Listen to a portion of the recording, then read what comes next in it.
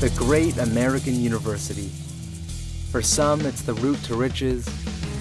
For others, a path to the endless party. But for many students, it's a time to broaden one's mind and begin to shape the world we live in. University has always been a crucible for social change and reform. And we see that today, students are standing up against the occupation of Tibet, the massacres in Darfur, and the war in Iraq. But there is one issue that seems to evoke more passion and hostility than any other.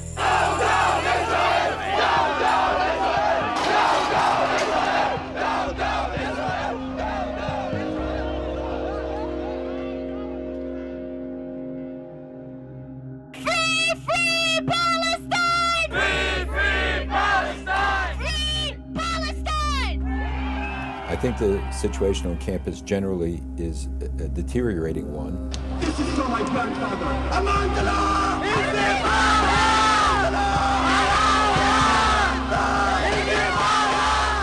The college campus is the battleground for and against Israel and Jewish interests around the country. It isn't a joke. It's not just about people trying to say, here, look what's going on in the Gaza Strip. It's about taking the Middle East war and bringing it to campus in an intellectual framework that didn't really allow for freedom of speech. We Palestinians have nothing to dialogue about with Zionists.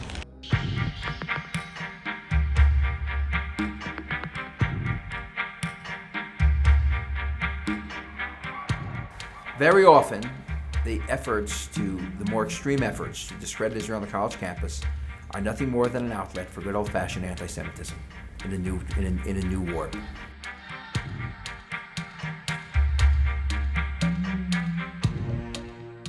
I happen to like Natan Sharansky's definition of when it becomes anti-Semitic.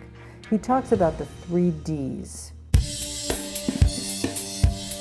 If you delegitimize a country, if there's a double standard about that country, and if you demonize a country, that is anti-Semitic.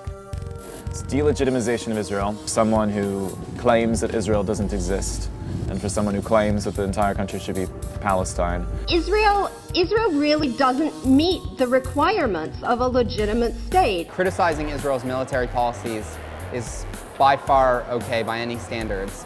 But the thin red line is when you start to question Israel's existence. Hey, hey! Thank you! Ho, ho! Thank you! Hey, hey! Ho, ho!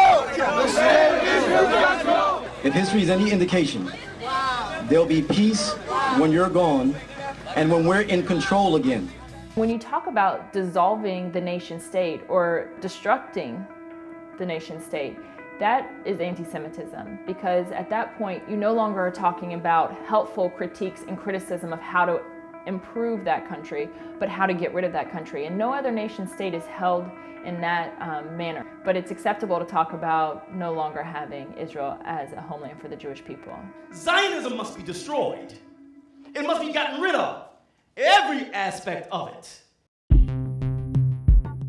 You have a double standard where other countries are doing terrible things, human rights abuses, but only Israel, the finger points to only Israel, so that it's this double standard.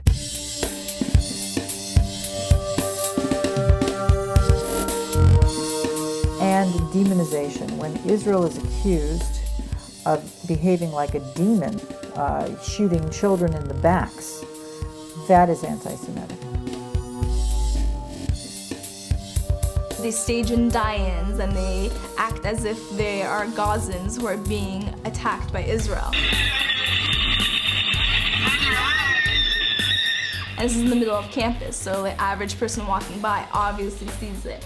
And they don't always question it, so they automatically see Israel as the oppressor.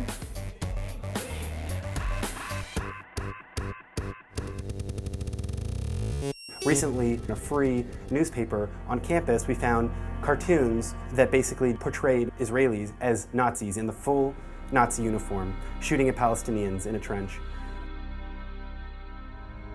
It's despicable, and it's terrible that this stuff is going on, and it really affects Jewish students. Jewish students see these things, and they think, where am I? What is this 1939 Germany? No, I mean, we're in 21st century universities. It's unbelievable.